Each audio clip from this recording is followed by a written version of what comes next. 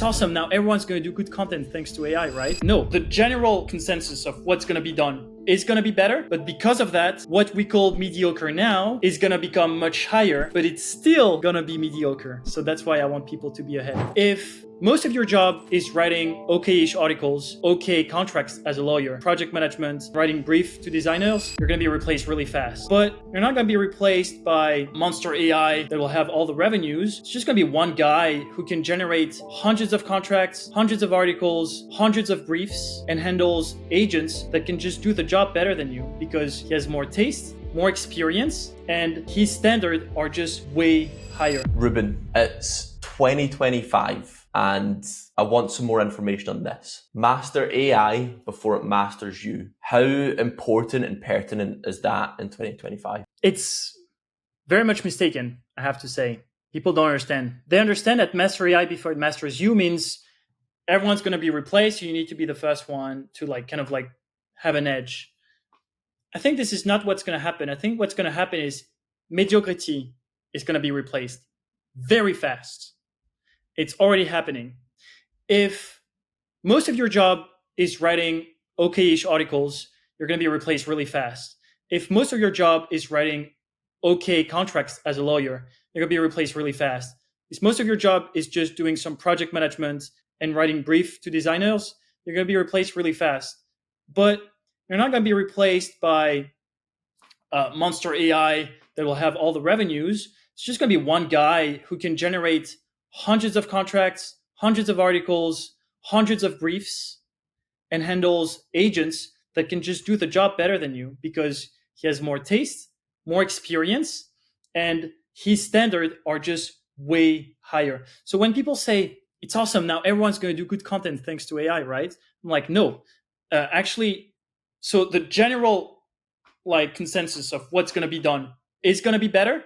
But because of that, what we call mediocre now is going to become much higher, but it's still going to be mediocre. So that's why I want people to be ahead. Two things you mentioned in there, high standards and taste. Tell me more about the importance of taste now. Oh yeah. Again, one of the big things where I'm grossly mistaken, but that's okay. It's part of the job. When people know that I have a software like EasyGen that helped me write posts for my LinkedIn. I grew my LinkedIn to 400,000 followers using it. I grew my teams and I recorded myself doing it every week for 24 weeks using EasyGen.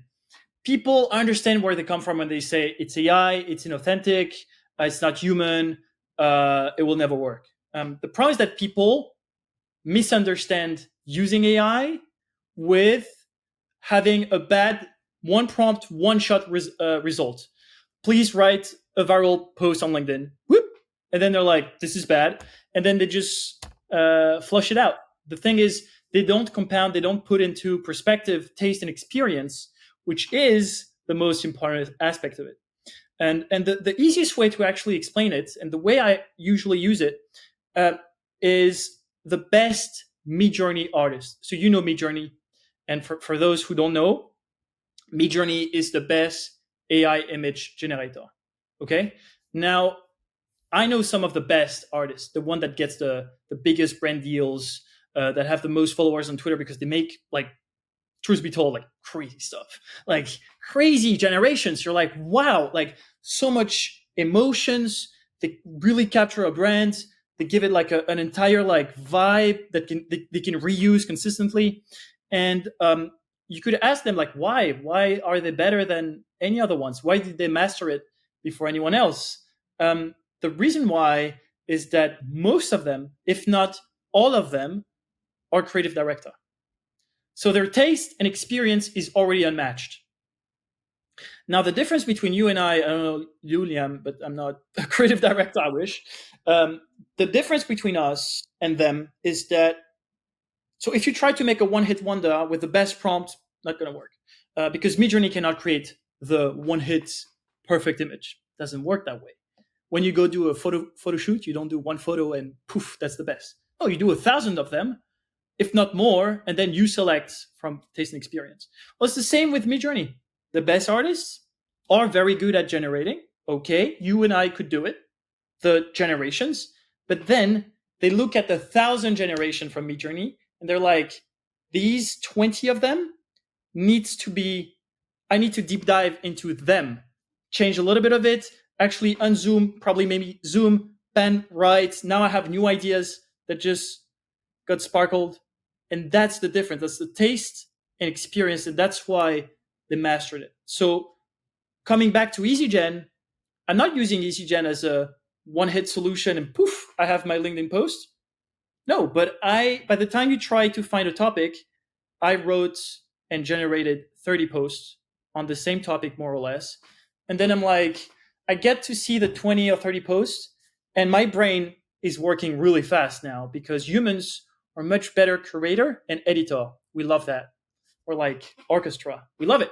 People working for us. But we love it because we can strategize now. We're like, ooh, that was a good hook.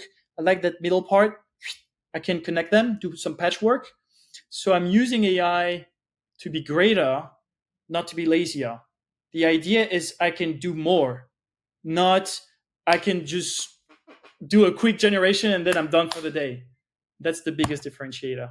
Yeah, it's a real interesting time, especially with AI being used by people who are at college age and a high school age and then beyond that as well. It's kind of what you mentioned in there, is you need to have that taste and experience first. And really one of the best ways to do that is to do this on a manual process first and then integrate AI. So now that you've got this entire generation of people just using AI without having the taste and experience, it's only going to serve to widen that gap. And it's like, we're already at a space where the market is less competitive than it's ever been because there's few people that can be bothered enough to actually learn AI and put in the time to work with it. And that's only going to get better. So if you actually do have some grit, you have some determination, and you're willing to learn it, and you're willing to work with it, you're going to be miles ahead. Exactly. Because you want to put, like, look, let's look at human history.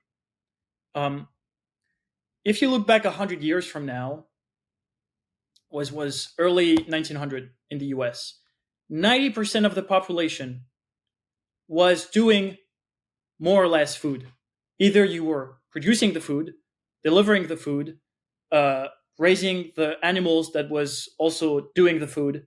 You were making food, more or less. If you go back in time, more than 100 years from now, actually, now it's 125 years, you go back there and you say, guys, now less, in about 60, 70 years, less than 1% of you is going to make food. The natural reaction would be like, what? Less than 1%? So right now we're like 100 in this acre. We're going to be one. What are we going to do? You can't tell the guy copywriting Netflix. Have you heard of Nokia iPhone going to space? Amazon Prime. Have you heard of it? Guy would be like, what are you talking about? So the natural reaction is that I'm not going to work anymore, right? I don't believe in that personally. I think we're very satisfied through what we do for a living. And if you're not, and if you procrastinate and just stick to AI to do one hit solution very fast, well, yes, as I said, it's the mediocre that's going to be of a very high standard. You're going to be replaced just because it's the workforce. It's competitive. It's competitive. I have taste and experience. I generate the same stuff as you. Well, I'm going to generate more than you, and I'm going to put them to the test more. So, and even if AI becomes better, I'll just follow that line, better and better, you know? So this is why I don't believe in that illusion of like, no one's going to work anymore. It's going to be awesome. I don't think so. I think if we hadn't hooked anyone just with the title and the thumbnail and your name on this episode within the first 7 minutes, we'll put enough existential dread into people that they're now going to live. But look, Liam, I know you're in the same position as me. You have to explain your job to people. And you have to explain your job to people who don't really care about AI. And how old are you, Liam? I'm 25. Okay, I'm 27. And I think you experienced that as well. People think outside that AI is young. Absolutely not. I can tell you that. People who are like mastering AI are more than 30, 35, 40 years old. People who are young, I'm talking 15 to 25, are using it for school because they don't want to do it. They use it very wrong. They use it very badly, and they don't really care. They don't like it. It's not vibing with them. It's not authentic.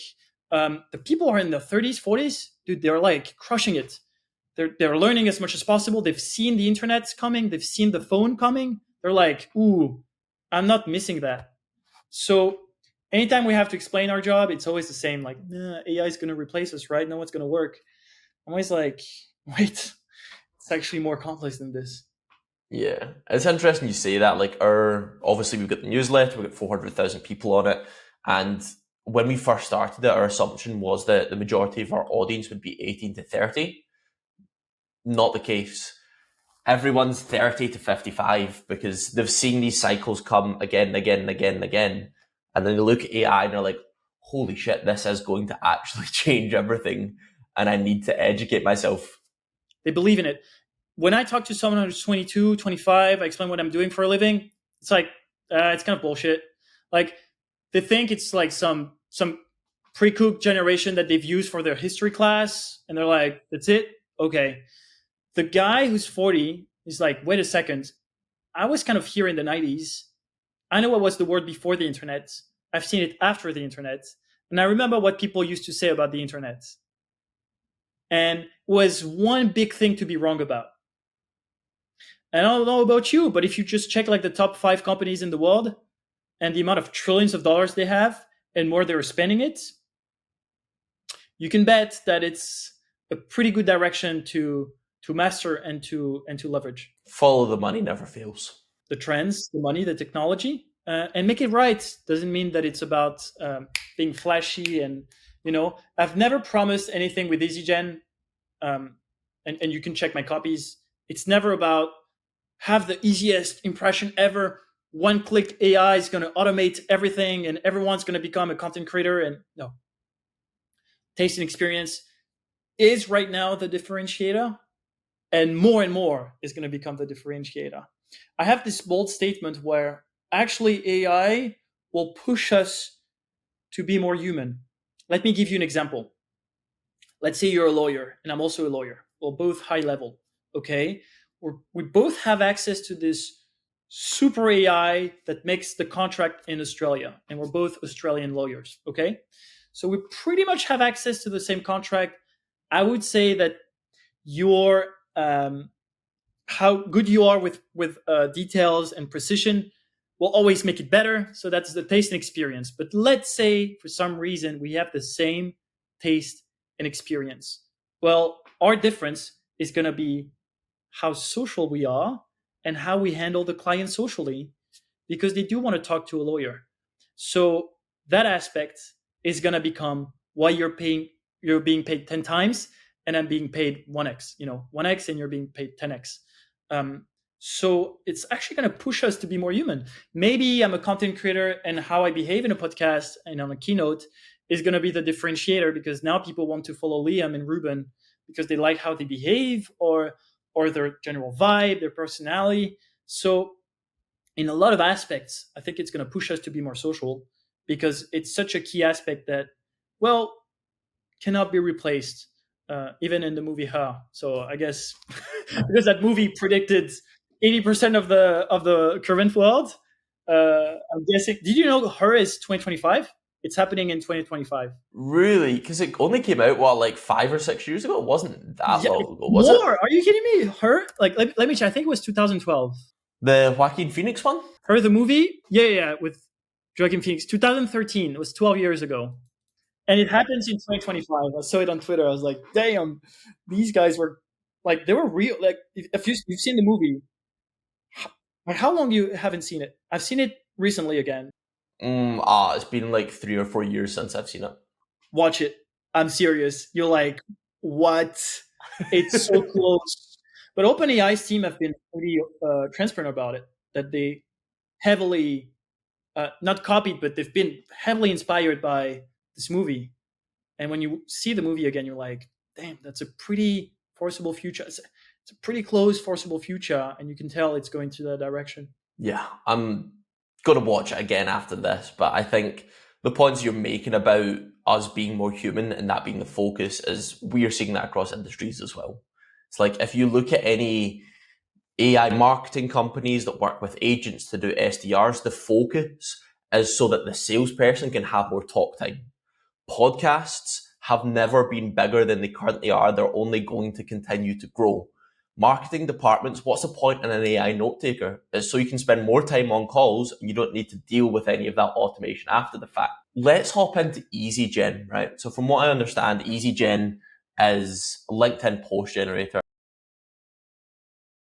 So from what I understand, it's been alive for around 10 months. You're over 38,000 users. And there was a number of 500K. I'm not sure if that's an ARR, MRR, but I seen it somewhere.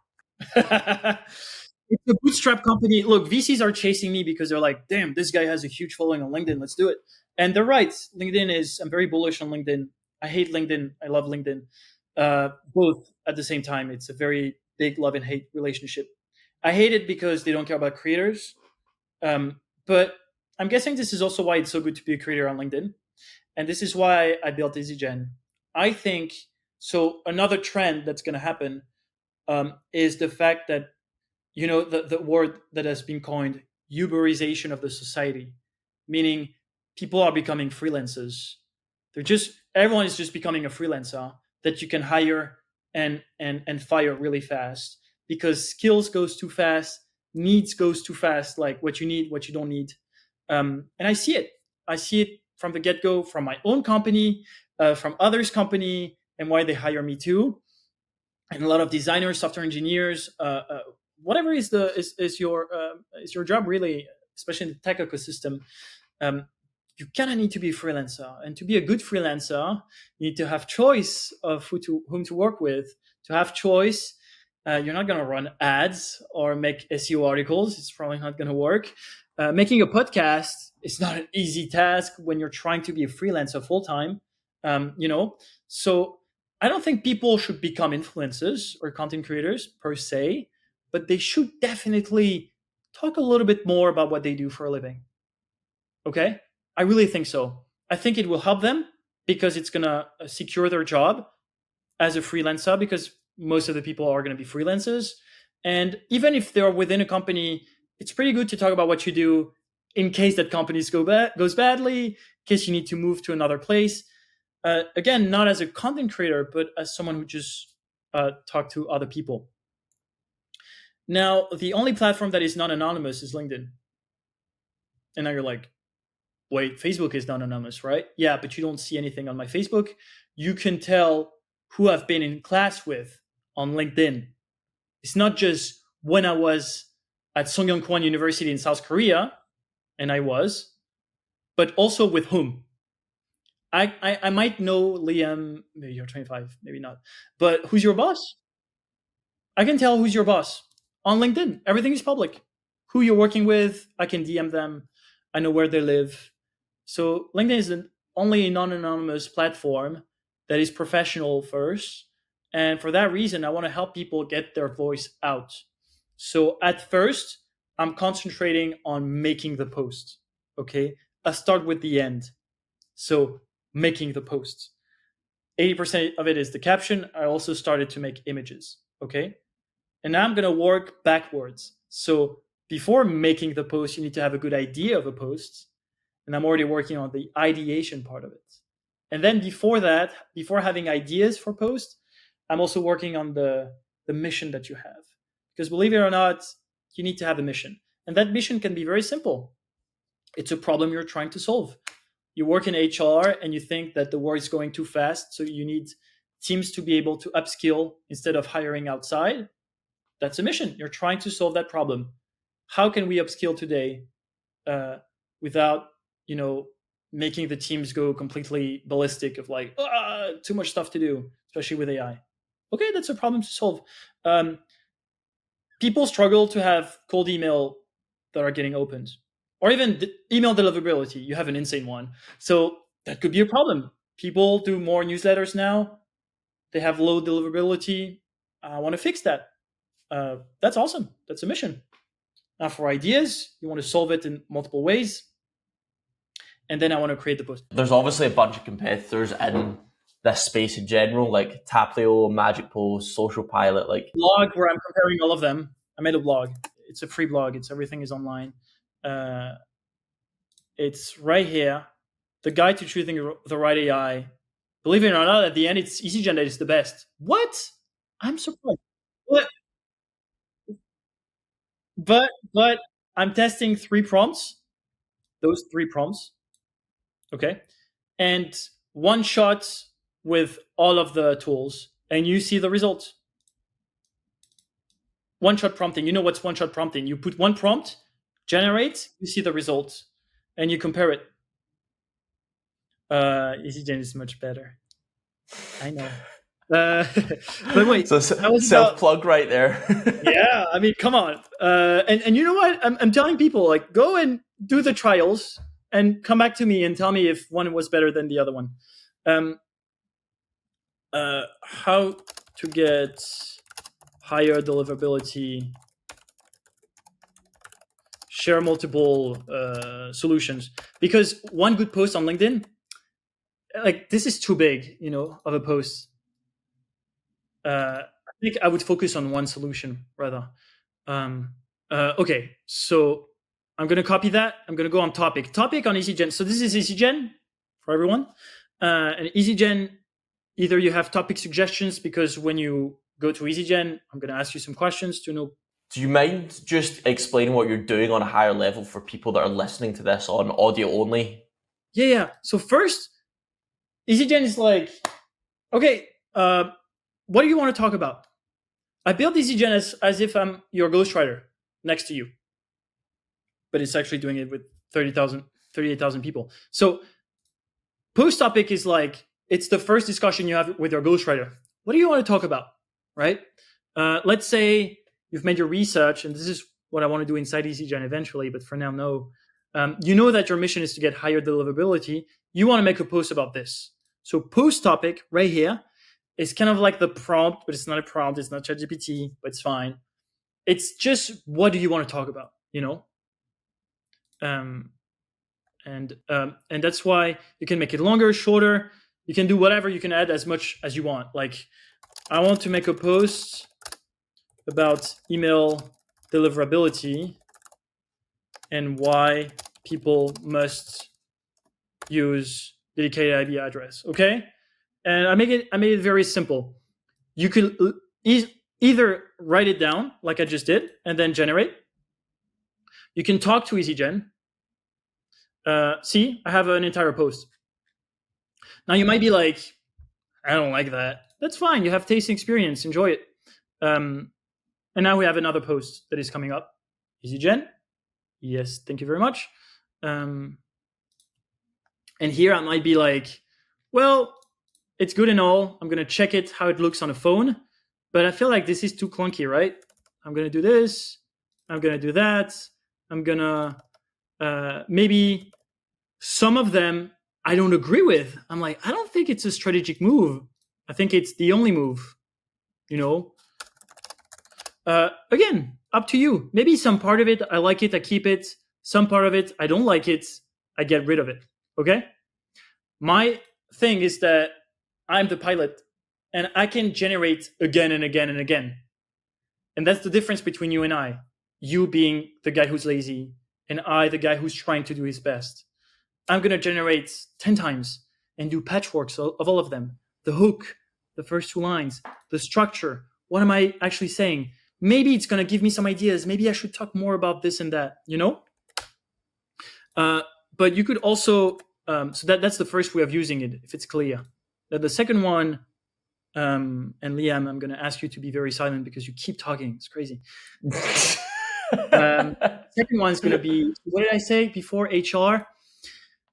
I want to talk about HR and the fact that in today's age, everything is too fast, everything is fast-paced, and I want people to be able to upskill within their company. I think C-levels spend way too much money trying to hire from the outside and then onboard people, but they should upskill their own employees that are dying to learn more, and especially the ones that are dying to learn more, we should make them thrive within the company. We should give them that chance because they're probably going to be much better than anyone from the outside, more motivated, and they should be paid more because, God, it's so expensive to hire someone. To anyone that's listening, he just spoke that into a voice note, and that came out in the post topic. Yeah. That's the whole. I like the fact. Sometimes I just talk to EasyGen because I'm like, damn, he also got them. I'm like, damn, bro. Like the gods, he got the coma, like because coma, God, coma. It's so expensive to hire someone, and I could talk to it. I can upload an audio, so I could upload an audio from your own Riverside, and look at this. I've seen too many companies waste money, upskill your team instead of hiring from outside. Damn. That's a good one. And again, you don't like it, Liam? That's okay. Regenerate it. You're selling to me right now. You've got me all hyped up. I'm ready to go. Regenerate it. Like, it's up to you. Complete a different post. It's not up to AI or EasyGen, and I'm not training it that way to make the best post. EasyGen's role is to make killer posts, but killer variations of posts. So you do get the concept. I wanted to make it clear. It's not a one-hit solution. It's not going to get the perfect missions and ideas. I'm working on it. But clearly, if you can do this, and I'm writing a lot about it, how to find your mission and how to find ideas. I even made free GPTs for that, mission GPT and topic GPT. You can use Perplexity. You can use Reddit. You can use Twitter. You can use Discord to get ideas. You can use Liam's newsletter if you're into his new industry. Then you kind of translate it to posts that you keep on generating before you have like a good sense. You're like, got you. Then you get into the flow, patchwork it, and here you have it. Talk to me about two things. I want to sandwich in everything that we've just talked about. So on one end, I want to ask you about the genesis behind the name and the branding, all right? Because that's how you started. And then secondly, we've kind of touched on it here, but what is the North Star of EasyGen? Where do you see this in 1, 2, 3, 5 years? Yeah, of course. First, something very funny. Master AI before it masters you and EasyGen both were found by ChatGPT. But now again, how did I use ChatGPT? Was it the perfect prompt? No. It's 1,000 names. I went through 1,000 names. I've seen this meme the other day that my brother sent me because I know he's gonna have a baby very soon. He's not telling me, but I know I can tell. And the meme was like a dad with his newborn son, and the nurse was like asking the dad, "How are you gonna call the little one?" And dad was like entering ChatGPT, like he's brainstorm some ideas. He's like, "Wait, how can I brainstorm without ChatGPT? I kind of have to do it, and it's really how I've done it. So Master AI before Masters You, I think after like hundreds of generation, ChatGPT was like, Master AI before you obliterates. It obliterates you. And I was like, way too strong. It's a bit much. Yeah, let's pull things back. But I like the symphony, the melody. So it was like Master AI before you. It's actually catchy. Master AI before Masters You. And EasyGen, same. But actually, it's a bit of the history of EasyGen. At first, EasyGen was not EasyGen. It was not a software up into the public. I didn't build EasyGen so that people could use it. I built EasyGen for myself. I was like, wait, I'm keeping that for myself. What do you mean? And I thought it was a fun project to kind of connect APIs in an agentic workflow. It's not just a GPT wrapper. It's actually multiple LLMs talking to each other. And that's why the generation is so good. And I just had so much fun building it. And the better I was building it, the more I was reaching people on LinkedIn. And now I'm sitting at like probably 200 million views for the past 2 years, starting from zero. And I was like, okay, it's actually fun. It's super fun. But then in May of this year, which is the moment I made it public, I realized that one, I wanted my team to use it. And it was quite tough to explain them how I was using it. And it was not easy to generate. And then I wanted other people to use it as well. I was like, I don't know why I'm gatekeeping it. I think I should just release it and improve it publicly.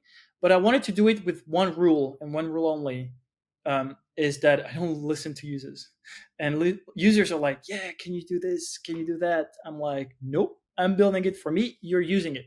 That's it. Henry Ford said, if I listened to customers, I would have made faster horses, not cars. And he's right. I'm right in the middle of faster horses. People want me, for example, to have automation, AI comments, LinkedIn scheduler, that makes the post for you for a week. That does not work. That's the minimum. The maximum, you're banned and your account is gone. So would I do it for myself? No. So I'm not selling it. I'm not building it. I'm not pouring any one of my brand sales into it.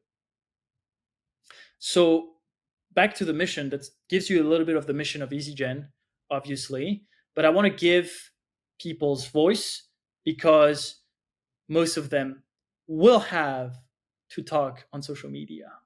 That's what I think is going to be true. Not every day. They don't have to start a podcast and a newsletter. That's fine. That's another type of people. I don't want to create mini Rubens. I don't think it's actually a thing.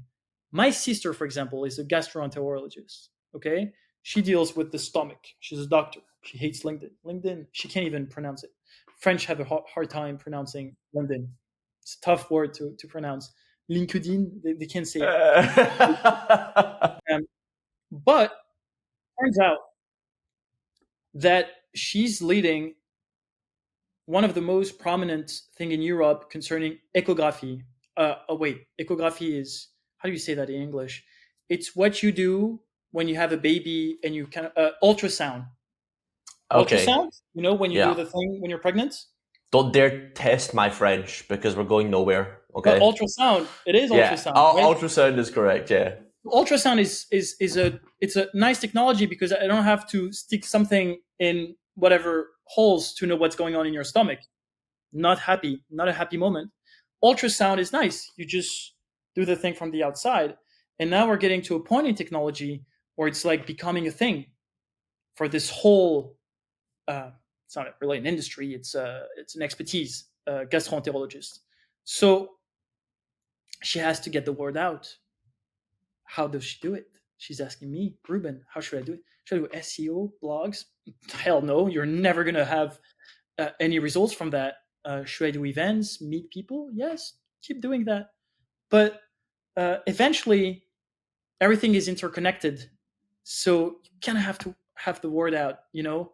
If it's not her, someone else in a foreseeable future will have to get the word out to connect with professionals. I don't know any other places than LinkedIn. I don't know any other places where it's non-anonymous, worldwide, and you can actually have good organic reach. So yeah, uh, don't make posts every day about ultrasound for gastroenterologists. But if it's one of your mission that gastroenterologists are trained on it, make a post a week. I can help you with the mission statement, ideation, the post itself, and however you want to make it, because you don't want to pay for a designer and brief it, it's okay. I can start making some images in the future, maybe carousel, infographics, maybe videos if we're talking 5 years from now. Um, but this is what I see. Uh, Someone needs to get the word out, and I want to help them. Awesome. Clearly, we're both 110% balls deep in LinkedIn. Yeah, pretty If much. you were to start again, start all over again, 472,000 subscribers, disappears into thin air, some government, the Thai government's like, nope, you can't work here, we're taking Nightmare. this. No. How would you start again? January 2025, what would you do? How? Talk to me on a granular level. What methodologies would you employ? How often would you post? And how is that different from how you've currently grown to where you are Oh, today? 100%. First, I do less mistakes. I know more of the how. You ever seen YouTubers? There's a guy who grew his account on YouTube very fast, 2 millions. And then he did a second account and he grew to 1 million, like in whatever days. It was crazy. But then people started commenting, you made it public. So that's why you made it again. And then he didn't say anything to anyone. He made an account without telling anyone, not even his YouTubers friends. No one knew about it, and it took him more time, like 200 or 300 days or 400 days, but he got to a million subscribers again because he knows how to do it. He has taste and experience. Remember, um, so I would go on LinkedIn still because again, I don't know any other platform that can do this where it's like text heavy. I do have a lot of videos, but it's text heavy on LinkedIn. It's text heavy on Twitter and Threads. Sorry to tell, people might say, yeah, but videos. No, it's text heavy. People read most of the posts that they consume. Um, Educational, non anonymous. If anything else would be as big as LinkedIn with a billion users, probably use it. And I've done it publicly. I have, I can show you just for the flex. I'm not doing it anymore. It was a nightmare. I love my employees. Axel and Anisha, I would die for them. But when I started their account, uh, I was like, can I post every day? And I make all of your posts. They're like, sure. And every week I would connect, and you can see my tan from that moment. God, I was tan um, in my office. And you see, Axel was already at 6K, but this is week 9. If you, huh, yeah, can I? Oh, yeah, sorry. If you go way back in time, week 3, um, we had less, right? And I was just going through Axel and Anisha's accounts and just writing posts with EasyGen, man. And I just kept on doing it. Once a week, I was writing their whole week of content. Actually, more than once a week because I have some other videos. But I have all of the videos of me doing it with EasyGen. How would I do it? It's literally today's posts. If people, whoops, sorry. If people check my LinkedIn today, it's January 8th. I'm literally explaining how we went from 0 to 14 million views on LinkedIn. They have more than 20,000 followers. I would do it again. It's quite simple. One problem to solve, which is your mission. One problem to solve. And the simpler the problem, the easier for you.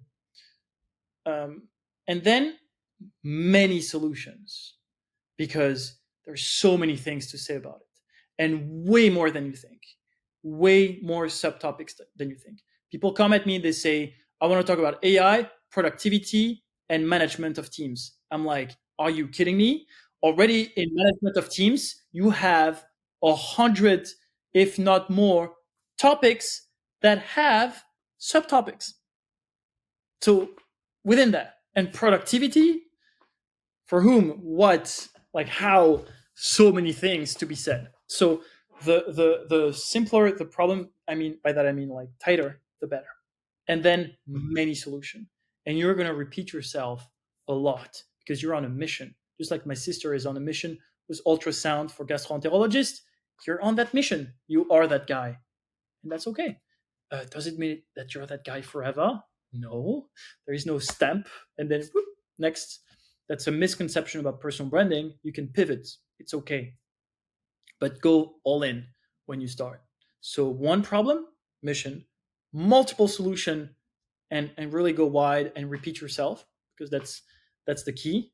You don't know how many times I repeated myself. And at first 30 days, try several formats, several angles. At the end of the first 30 days, where you post every day, it's gonna be tough. Then you analyze the best 5 and the worst 5, and you do the best 5 30 times the next months, meaning slightly differently. And yes, it means that you ditch the 25 of them. Do not go back to a bad one and try to make it better. No, take your most viral one and try to make it again much better. Always double down on the winners. Now, the last thing that people do wrong, that I would not do if I had to start over again, it's engaging. It's just as important, if not way more important, in the beginning. And I'll just say it with a question. If you don't want to comment or engage with any community, would it be yours below your own comments, or on other people's contents with their own comments slash communities? Why do you want to build a community in the first place? And usually people are like, it's because I just wanted to have the results. Yes. But you can't be the French president and not wanting to talk to any citizen ever. Same vibe. You can't want the result of a content creator, but never have to talk to anyone ever again. None of your community, like no one ever. I don't think that's how you behave as a human being, really. Did I hear in there that you're dying to do this series again, but with Liam Lawson's account from Yeah. Glasgow? I think that's Yes. what you said, right? Yeah. You have to be my full-time employee, and again, I'll be a tyrant. Remember, because I'm the guy and sharing I've seen Slack. that live. I'm ready for these like abusive Slack messages. I'm just gonna delete the app off my phone. I literally mention people who are in East Coast, so it's like it's 2 a.m. for them, and they're gonna no, actually it's not 2 a.m. It's 7 a.m. or 8 a.m. They're gonna wake up like what? Yeah. Uh, Fuck, Ruben again. Ah, get shit. it? The tyrants. No, but I almost wanted to hire new people to do it again. And I actually hired two, but I ended up firing them. We were in good terms, but yeah. So not only I know exactly what I would do, but I've done it 4 times, and two that are still in my team. I want to take things back to a human level and jump into just your Ruben's brain. All right. So before you were massive on LinkedIn, before you were huge in this space, you you were doing something else, and at a point you started creating content on LinkedIn, and there must have been this inflection point where you realized this isn't just a fad, or it's not just something I'm kind of doing. This is going to be my career. What was that moment for you, and what did that feel like? Yeah, 100%. So if I have to go back in time even more, I was a weird kid. I big gamer. A lot of content creators are big gamers, by the way. Just saying, a lot of them that I've met. So okay, we're a kid. So I used to play something you don't know, which is Guild Wars, which was the competitor of World of Warcraft. I was playing that when I was 7. I was a RuneScape guy. Okay, you're also a weird guy. Guild Wars was an MMORPG. So basically, you have a class and a hero, and you have competencies, skills, and you need to build your skills, and then you go outside and you kill some monsters. So that's how the normal kids would play. Me, I loved something what was called theory crafting. So you had to select 8 skills to go in the open world and kill some monsters. Okay, or sometimes you have to fight against real players. Okay, and those 8 skills you had to choose among thousands of skills. Guild Wars was known for its diversity, almost infinite, because you could select 2 classes, and each of the classes had thousands of skills, and you had to combine them and only choose 8. Because of that, you had blogs way before Facebook or Reddit of people sharing their build, their best 8. I was obsessed with that. Okay. I literally learned English for that. Okay. I was going to the training station. This was why my brother thought I was crazy, because I was not playing the game. I was just hitting some punching ball and counting the damage that I was making. Like, okay, no Excel file. So I was like just writing down on stick notes. I had stick notes everywhere, and then I wanted to share it to the world because I love that. I'm still a mad scientist still today with AI. I love the fact that I would discover something, make it a recipe, share it to the world. Love that. Love that idea. And then if you were good enough, people would use your builds as archetypes. It became bigger than you, meaning it's not this guy's archetype, it's this names of archetype that everyone's using.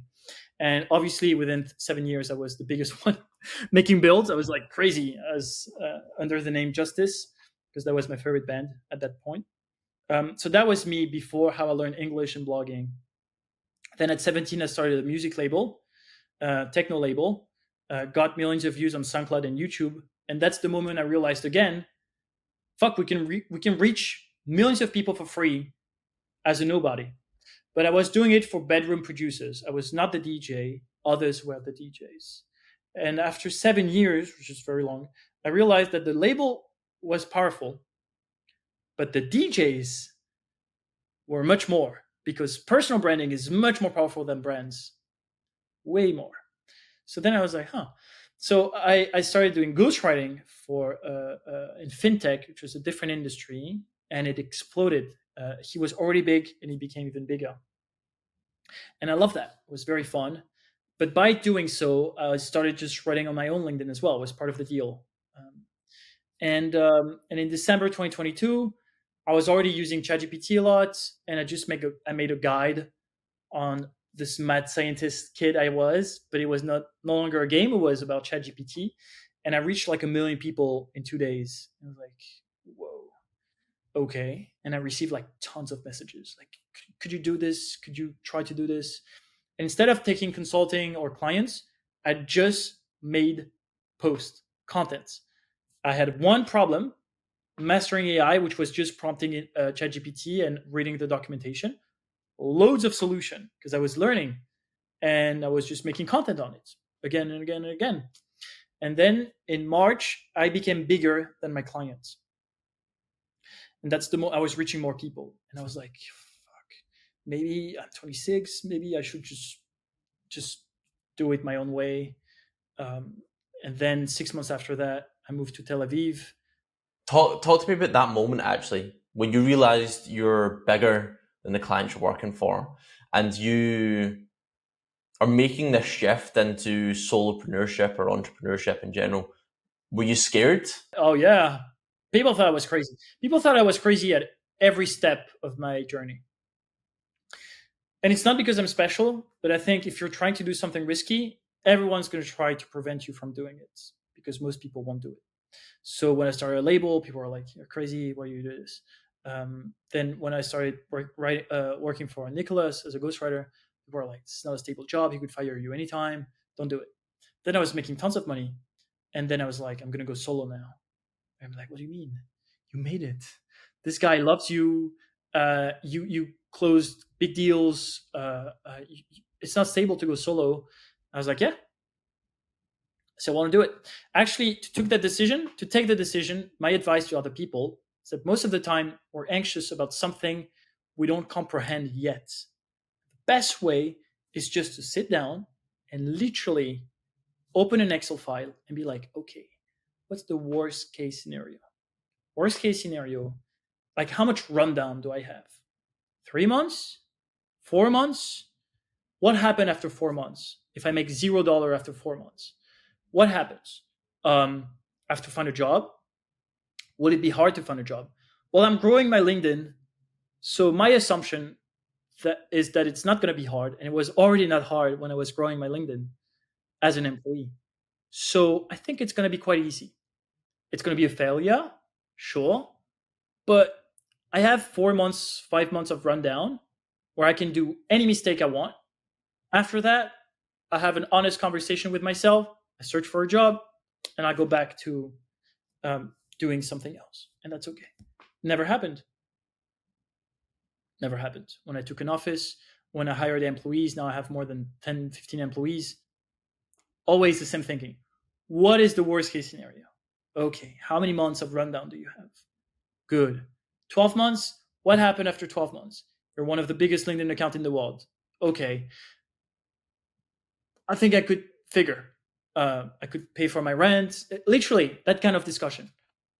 And actually, it's quite freeing because then you're like, okay, that's fine. I can give myself 4, 5, 6 months. You probably have the same discussion with yourself, no? I think part of being, and you are an extraordinary individual, is that you are extra in comparison to the ordinary.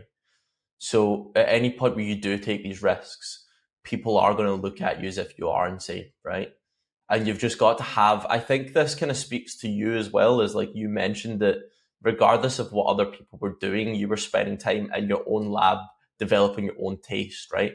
And that's where it has to come from. Like that conviction and what you're doing has to be built internally.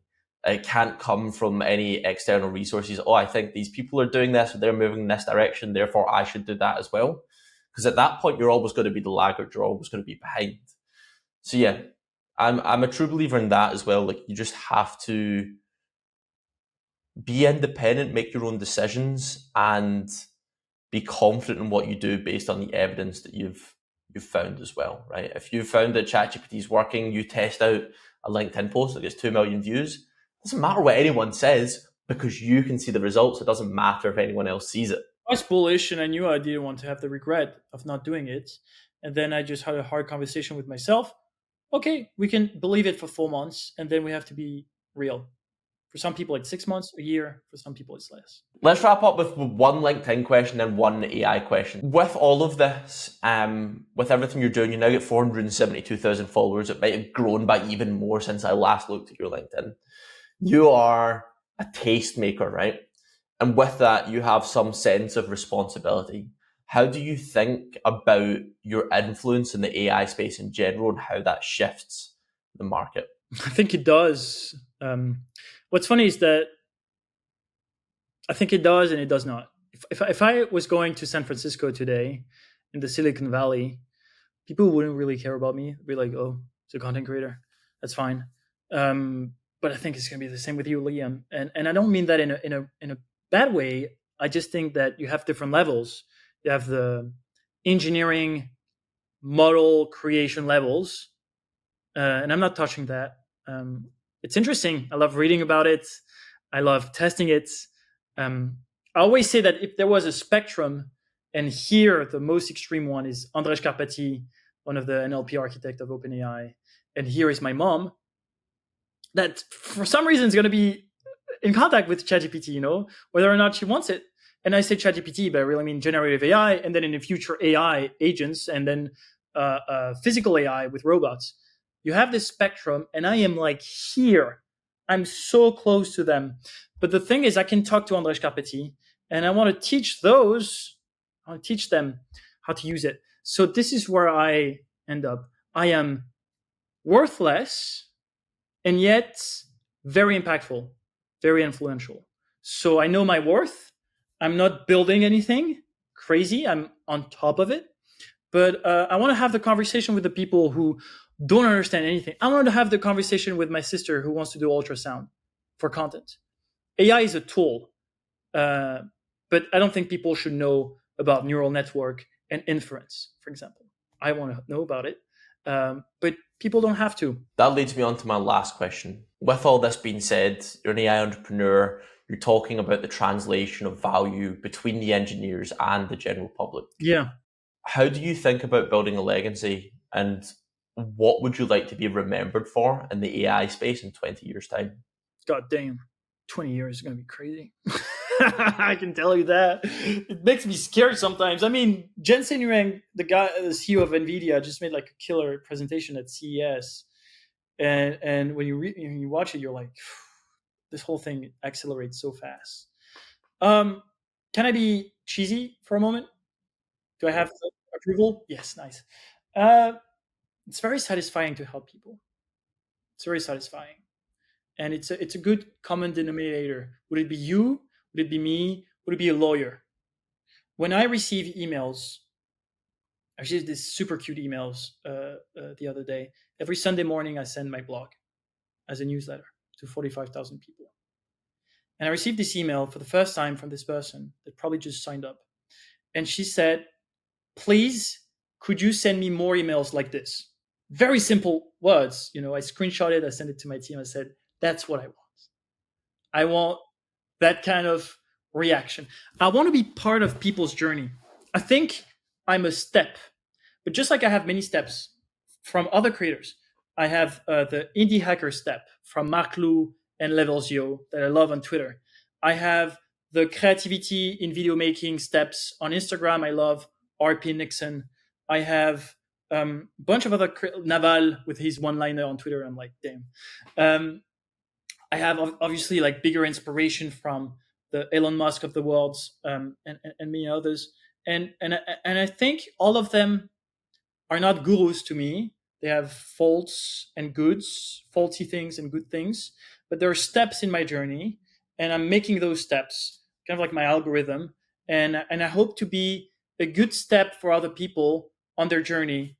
And I think that journey is to be able to share your voice to other people in order to live in this crazy, crazy world of AI, of agents, of robots, and of freelancers that needs to stand out.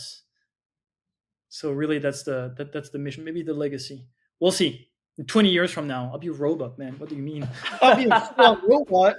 I want to have 4 arms and do the thing from Spider-Man. Like or just uploaded to some singularity as well. Who knows? like into like multiple beings being like God.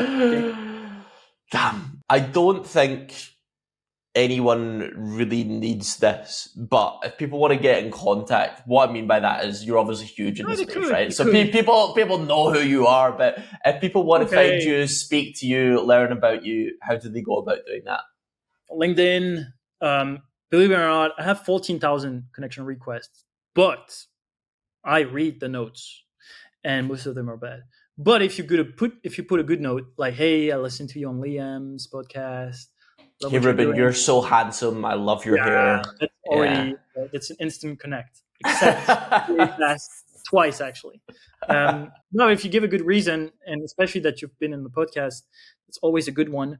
And my blog, I'm actually building a Telegram. It's going to be a big part of my journey in 2025 because I want to have a tighter community.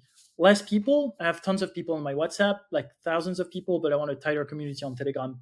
So that's going to be a big thing on Q1 2025. I love it. Ruben, thank you so much for your time. I appreciate it. Thank you, Liam. Thank you so much.